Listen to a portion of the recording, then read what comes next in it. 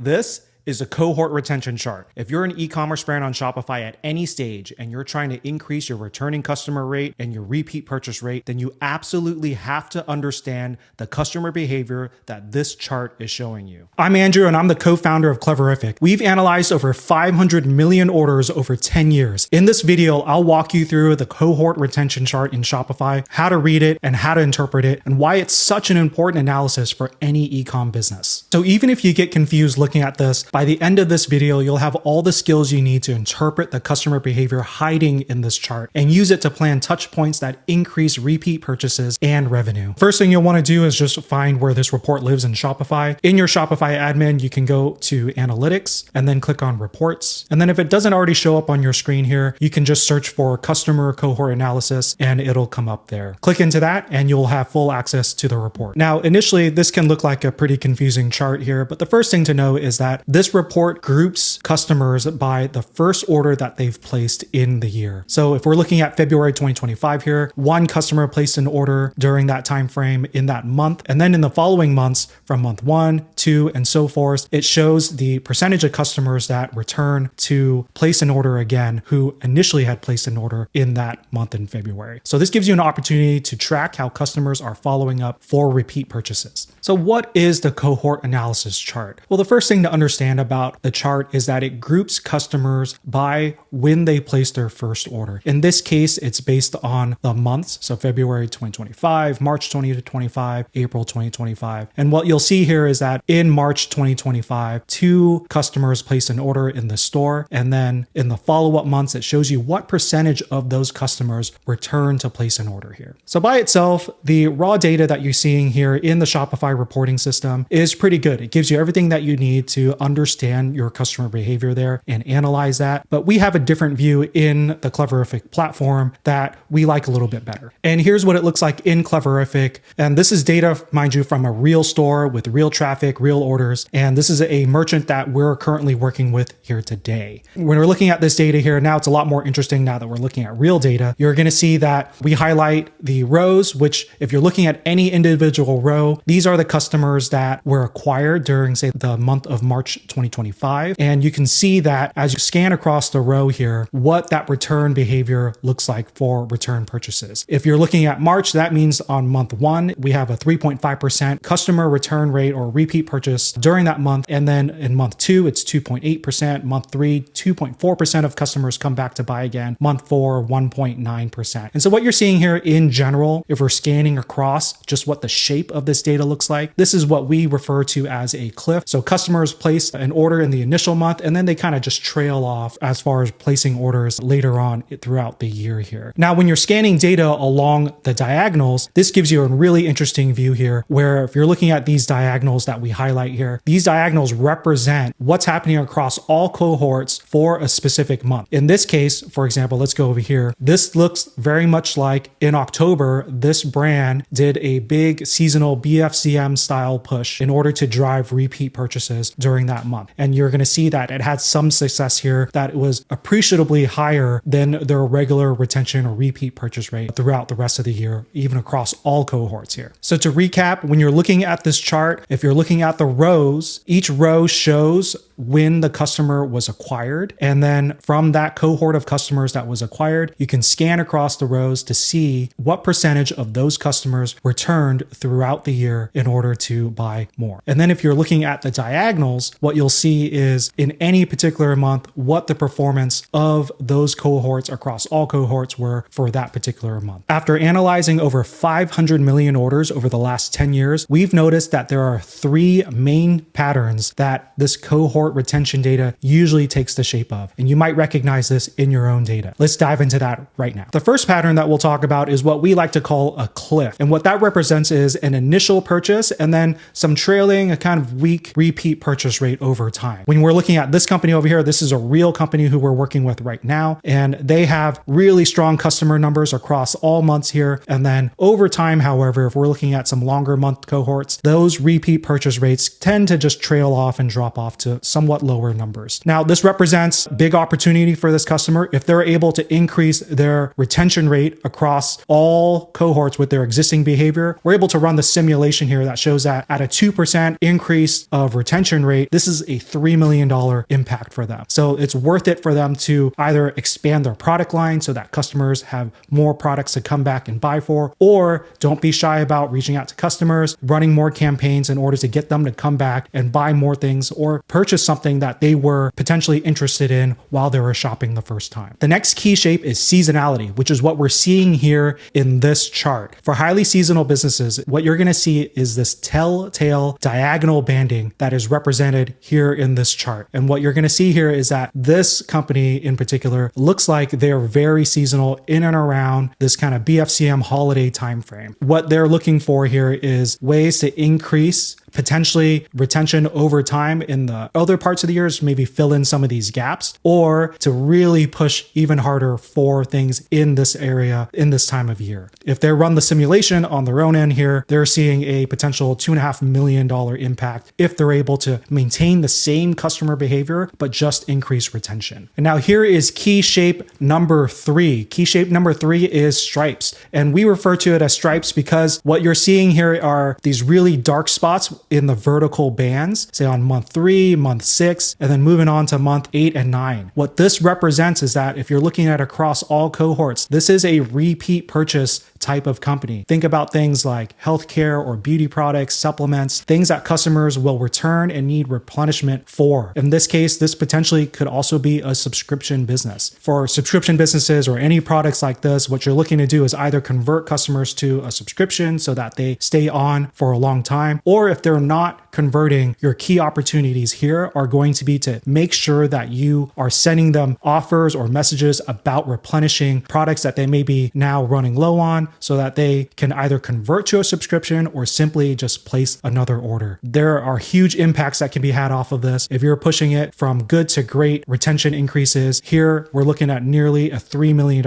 impact for this size company. I've got a bonus tip for you when you're looking at your cohort retention data, which is to choose your reporting criteria based on your brand's own goals and ideal purchase frequency. Most tools, even Shopify's, look at an all-time view of retention. Now, this may be okay for you if you want customers to purchase again, say once every couple of years, but it may not work for you if you're targeting a more frequent repeat purchase rate. I'm really curious, now that we've been talking about cohort retention data and the analysis that you could do with it, what's the shape of your brand's cohort retention charts? Is it a cliff? Is it a staircase or a stripe patterned shape? What are you doing with this information to drive more retention in 2026? If you liked this video and learned something new, I definitely recommend checking out our other videos in our Data Insight series, where we do deep dives into often overlooked data and analysis and look at how this can drive revenue for your e-com brand.